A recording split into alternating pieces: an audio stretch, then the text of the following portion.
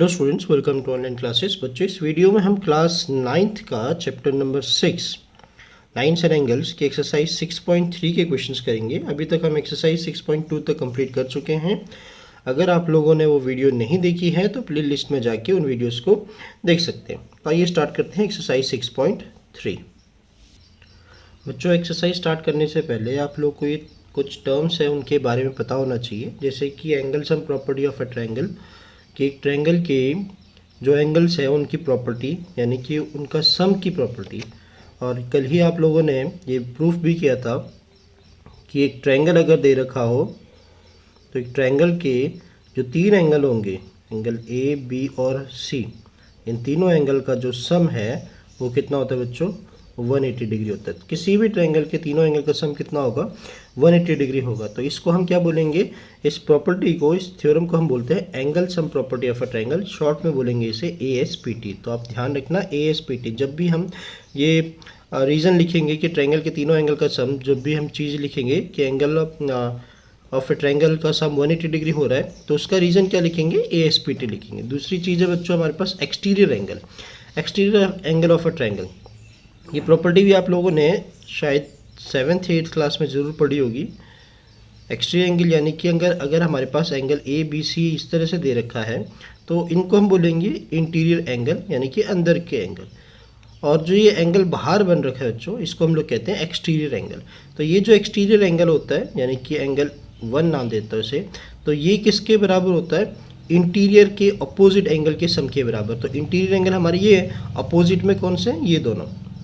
Angle 1 का जो opposite angle होगा वो कौन सा होगा? 1 ए और बी, यानी कि एंगल 1 किसके बराबर होगा बच्चों? एंगल ए प्लस में एंगल बी। इसको क्या बोलेंगे हम लोग? Exterior angle of a triangle.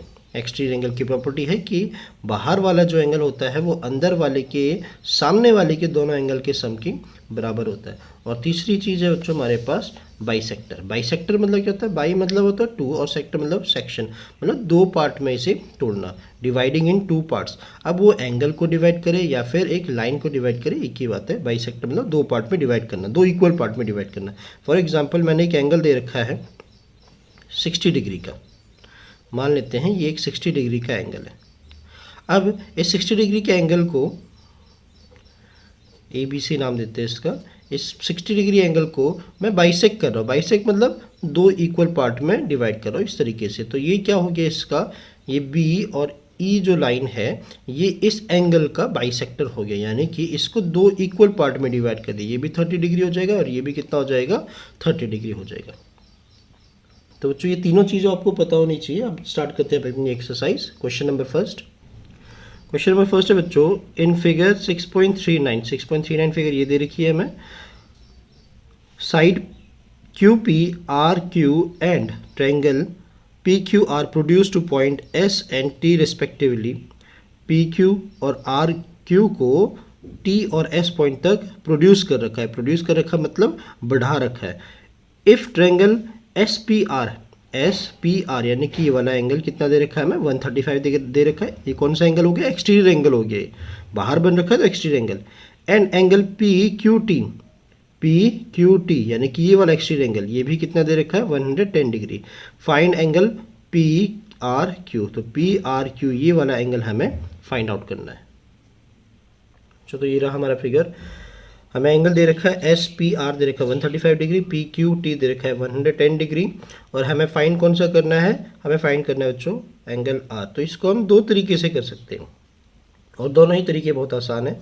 सबसे पहला तरीका तो बच्चों ये है कि ये एक स्ट्रेट लाइन बन रहा है, तो मैं एंगल 110 की मदद से ये वाला एंगल निकाल लूँगा, यानी इन दोनों एंगल का सम कितना होगा? 180 डिग्री होगा। तो यहाँ से मैं एंगल 1 निकालूंगा। उसी तरीके से ये भी एक स्ट्रेट लाइन बन रहा है, तो इस एंगल की मदद से ये एंगल निकाल सकते हैं। अब दो एंगल निकल गए एक ट्रायंगल के, तो दो एंगल निकल गए तो तीसरा एंगल भी हम निकाल सकते हैं एंगल सम प्रॉपर्टी से, क्योंकि तीनों एंगल का सम कितना होता है? 180 डिग्री होता है। एक तरीका तो ये रहा। दूसरा तरीका क्या है बच्चों कि मैंने ये वाला एंगल निकाल लिया और ये वाला जो एंगल और ये वाला एंगल, इन दोनों का जो सम होगा वो किसके बराबर होगा? 135 के बराबर होगा, क्योंकि एक्सटीरियर एंगल किसके बराबर होता है? इंटीरियर के अपोजिट सम के बराबर। या फिर आप ये वाला एंगल निकाल सकते हैं और ये वाला एंगल और ये वाला एंगल का सम कितना होगा? 110 डिग्री। तीनों ही तरीके आसान से हैं, जो सबसे आसान सा तरीका है वो देखते हैं। आप किसी भी तरीके से करना। सबसे पहले बच्चों मैंने इसको मान लिया एंगल 1 मान लिया। अब हमें दिख रहा है कि एस पी क्यू एक लाइन है, एक स्ट्रेट लाइन है, तो एंगल 1 प्लस एंगल 135 डिग्री का जो सम होगा वो कितना होगा, ये बताया था 180 डिग्री। और क्या कारण होगा इसका रीज़न होगा लीनियर पेयर। शॉर्ट में लिख दिया बच्चों, एल पी मतलब हो गया लीनियर पेयर। आप पूरा लिखना। एंगल 1 इक्वल्स टू में हो जाएगा हमारे पास 180 डिग्री माइनस 135, इधर जाके क्या हो जाएगा, माइनस का हो जाएगा, तो 135 डिग्री। तो एंगल 1 की वैल्यू निकल गई हमारे पास, 135 माइनस करेंगे तो बचेगा हमारे पास 5 और 4, 45 डिग्री। तो एंगल 1 आ गया हमारे पास 45 डिग्री। अब हमें निकालना क्या है, आर निकालना है। इसकी ज़रूरत ही नहीं निकालने की, क्योंकि हमें एक्सटीरियर एंगल की प्रॉपर्टी पता है। तो ये वाला जो एंगल होगा, यानी कि एंगल पी क्यू टी, बाहर वाला जो एंगल है पी क्यू टी, ये किसके बराबर होगा बच्चों, अंदर के इंटीरियर के अपोजिट एंगल के सम के बराबर, यानी कि एंगल 1 प्लस एंगल आर। और रीजन क्या दो गया, एक्सटीरियर एंगल प्रॉपर्टी।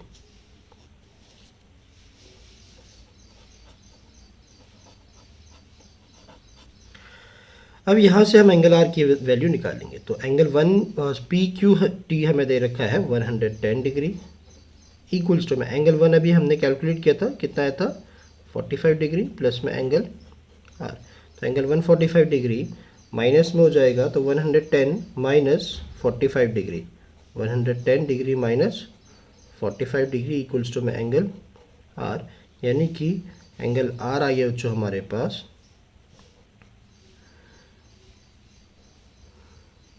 65 डिग्री।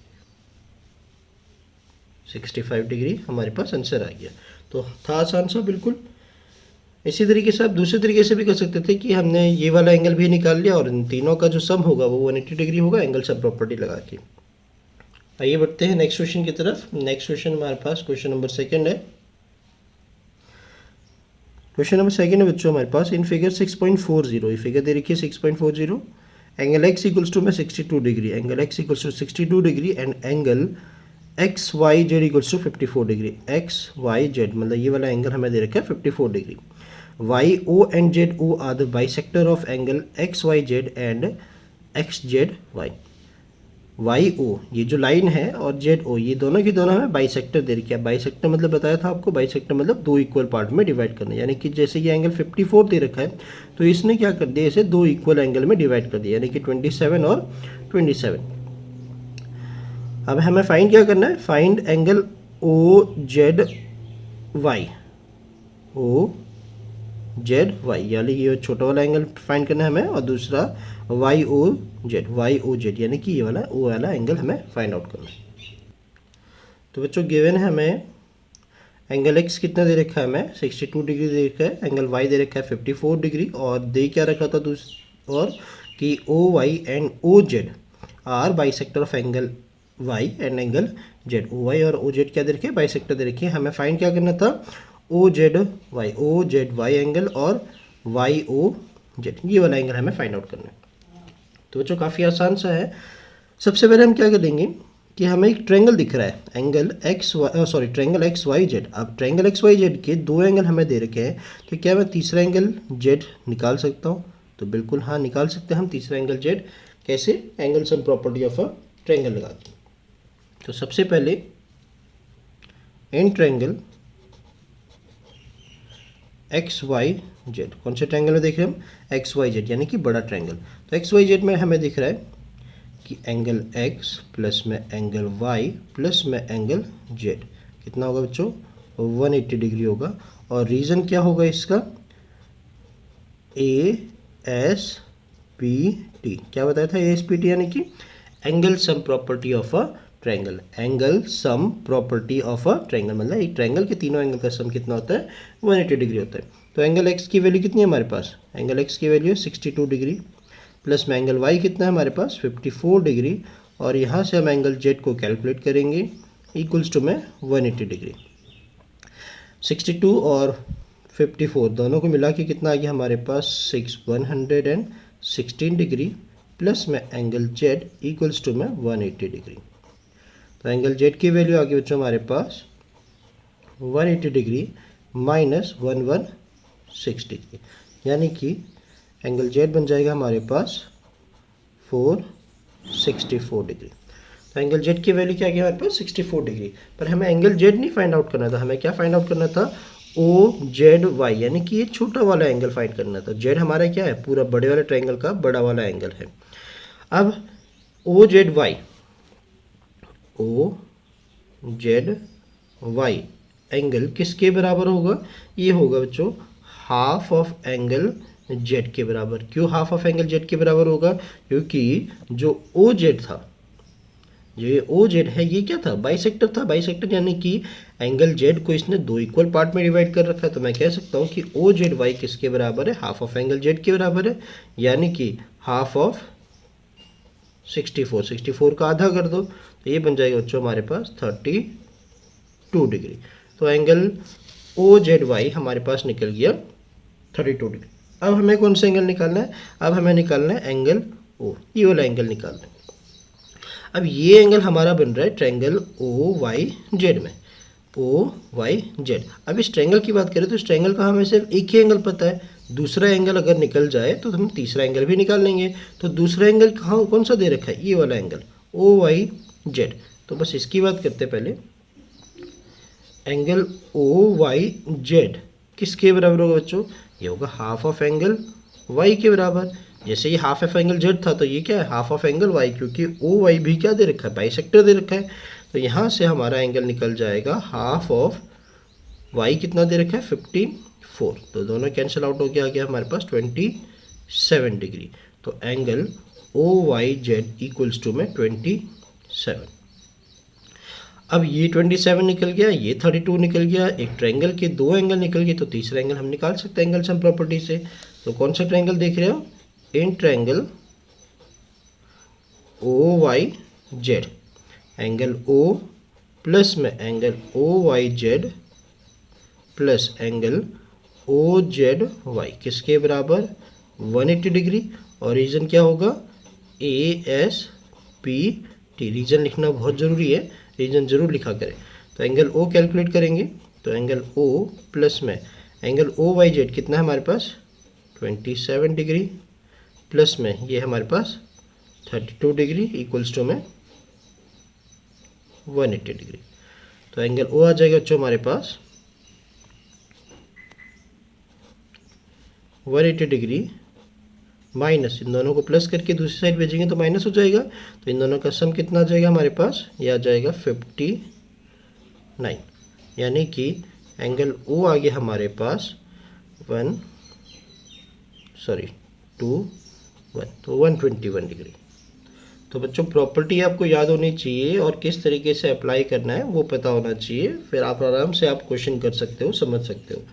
तो बाकी क्वेश्चंस हम दूसरे वीडियो में करेंगे, तब तक आप इन्हीं तरह की क्वेश्चंस की प्रैक्टिस करें। Thank you for watching.